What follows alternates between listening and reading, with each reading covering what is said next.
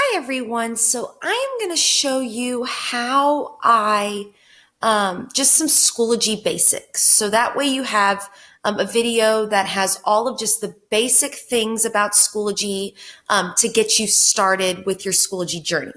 So the first thing you're going to want to do when you log into Schoology, the first thing that will come up is your recent activity. So your page will somewhat look like this as an educator. So when you get to this recent activity, you'll see that you can see all recent activities that are happening. You can sort it by update. You can sort it by, and you can even post on an update. You can also post right here on recent activity. You can post an assignment right here. And then you can also post something on your calendar, so an event. Okay, so you could post those right here from recent activities without even going into your course. You can also hit the more and you can see your personal blog posts if you're creating a blog post. You can also see and sort it by most recent, by updates, and also if there's a poll in your class, you can sort it by that. On the right-hand side, you will see an upcoming. And so if there's anything that is in your courses that are due or marked by a due date, these will pop up on the upcoming events. So this is a great recent activities page that you can look at. If you scroll over, you'll see a course dashboard and you'll see all of your courses right there from your Schoology course. Now, if you hit this button, it'll say keyboard support for drag and drop. You can drag these around if you would like to by just clicking the shift or the tab shift key and then just moving them around, and you can sort them that way. So you'll just hold down the tab and shift key and you can sort and move your courses around. So that's a great little tech tip right there. Okay, so now the first thing I would suggest that you do before you even get into your courses, when you get your courses, I would go over to your name at the top and hit the down arrow and go to your profile.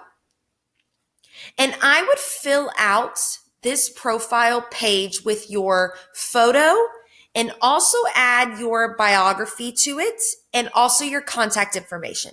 This is a great thing that you do first. So that way, if you have colleagues or people that you want to send things to through Schoology, you'll know that that is the correct person that you're sending it to, because there might be two people with your name and you might send it to the wrong person. And then that person's like, oh, I didn't get it. And you noticed you sent it to the wrong one. So having your bio on your profile is a great way to make sure you're connecting with the right people on Schoology.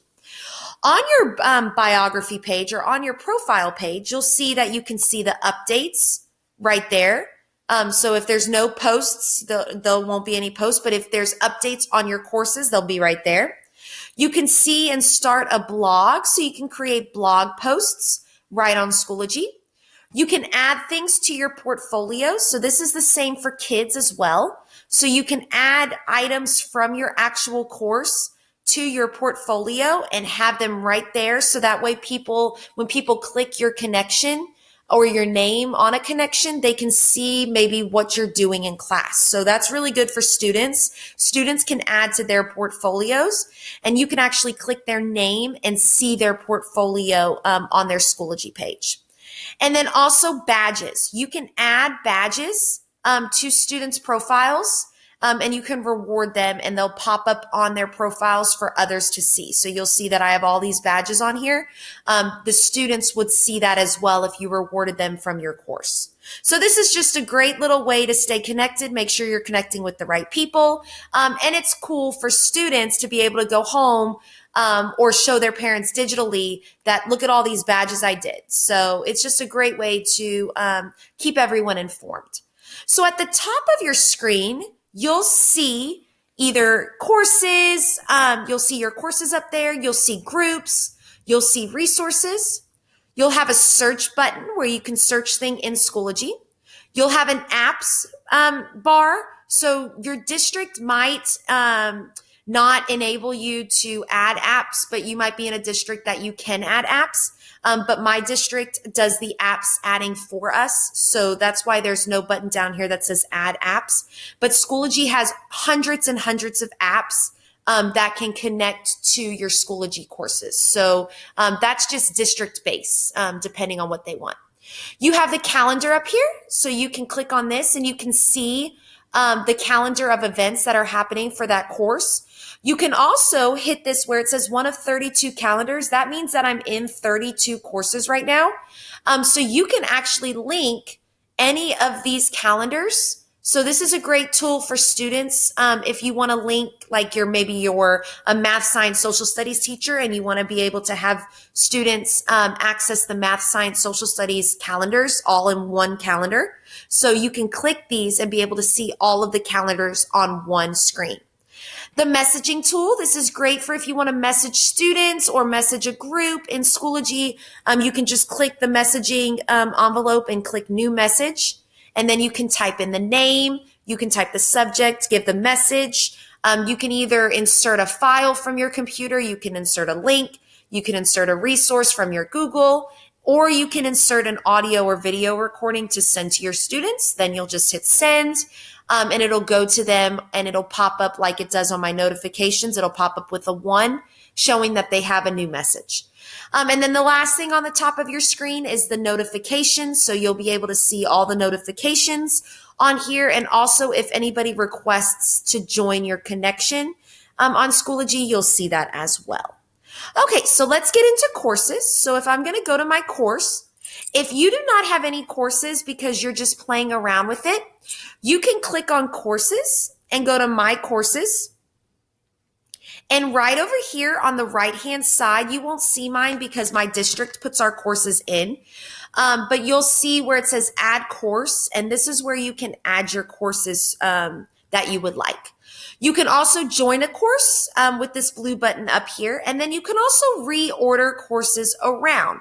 So this is great if you have students that have multiple classes, because we're going to have students that have 5 to 8 classes at a time. And you don't want them to be able to, you want them to be able to see all of those core classes first. So you can just have them click this reorder courses, and you can move these courses by holding down the course and just moving them up to wherever you want them to be. So now, once you get all of them moved, you want to make sure that none of the courses that you're in that are most important are below this line, because if they're below this line, they will not pop up on your course dashboard right here. And you want them to always be able to pop up right here so they can click it easily. So that's definitely a good tool to have to make sure that kids move around their courses so that all of the course subjects are right at the beginning. Okay, groups. Groups are a great tool for if you want to have a group for like your subject area, or you want to have a group for your team on your campus. This is a great tool. You can create groups. You don't have to wait for your district to create groups. The reason that the district sometimes creates your courses is because it links with your gradebook to your district gradebook. So that way, when the district creates the courses, it links straight there. But groups doesn't link to your gradebook, so you can create groups as many groups as you want. So all you'll do is go over to the groups, go to my groups, and you can just hit join a group. You can create a group. You can reorder groups. There are, you can hit if you're creating a group. So if I hit create group, you can hit the category of the group. You can access where it's you have to invite somebody. You can allow them to request an access to your group, or you can have it open where anybody can join. Privacy, you can choose to have it as a school group, just a regular group, an organizational group, no group, or no one. It's private. There's no privacy included in that. You can give a description of your group so people know what group they're joining. And then you can put a name of your group, and then all you do is hit create. Now there's other group tabs up here. You can click on the school groups, and you can see all of these school groups that I'm in for my school. And you can also see all of the public groups that I've added to my portfolio. And that way you can actually join these public groups by just clicking this arrow and requesting to join, clicking these people right here. So those are just some different groups. Now for resources, this is great if you're trying to add resources in, but you don't want to create an actual group.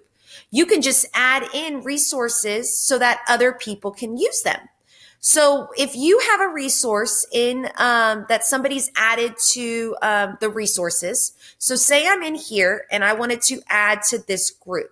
So you can add resources, add anything to this group, and see how this person right here added this, but I really want to have it in my course.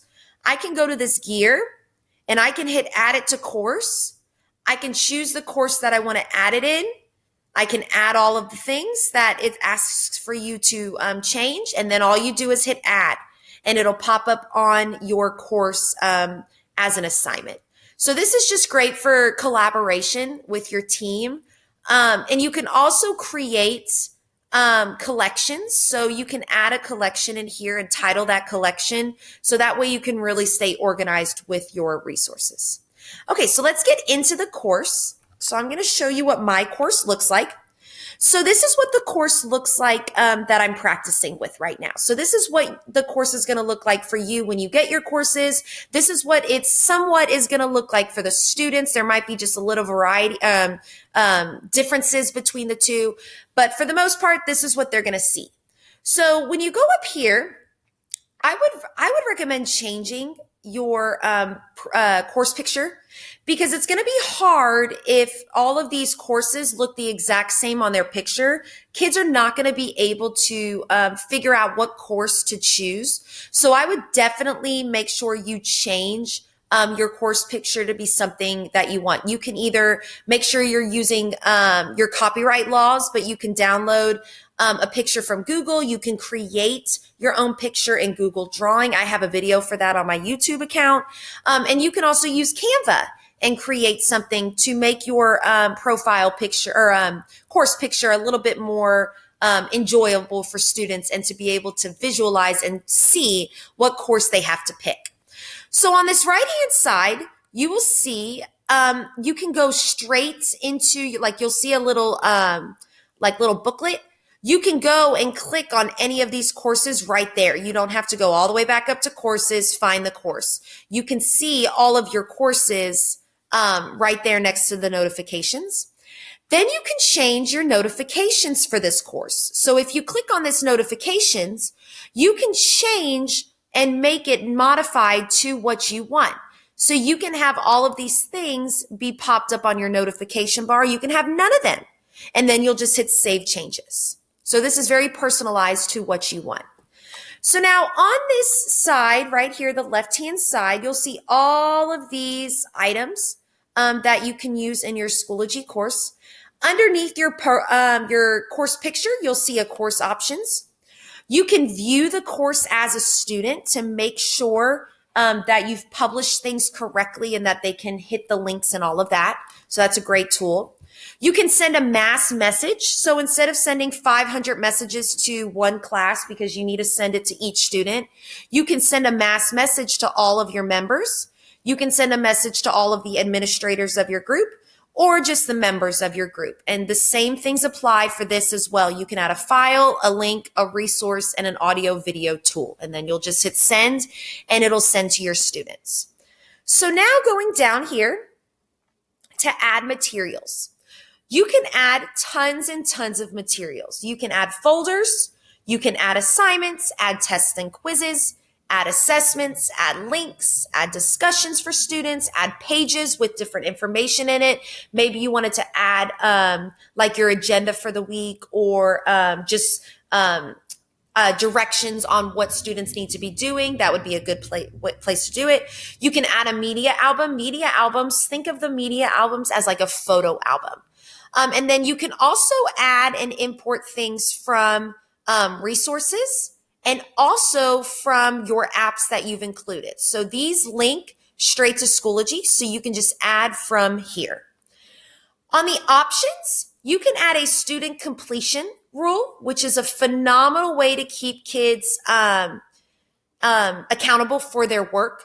So you can add requirements to these. So say I wanted my kids to access this first 9 weeks and I need them to complete this. You can have them hit it in sequential order as well. So that way they have to do this before they go to step 2, 3, and 4. And then all you'll do is hit save changes and you'll see that it'll pop up with a gray must complete, and that'll pop up on students as well. So that way they know that they have to complete what's inside of this folder. Also, there is an upcoming on this course, so students can see what is coming up, what is due. You can add events from right here in your courses as well. So this is just an overview of your Schoology course and getting ready to embark on this Schoology journey. If you have any questions, follow me on my YouTube account. I post videos daily. Follow me on Twitter for resources. And I hope to see y'all soon. Bye.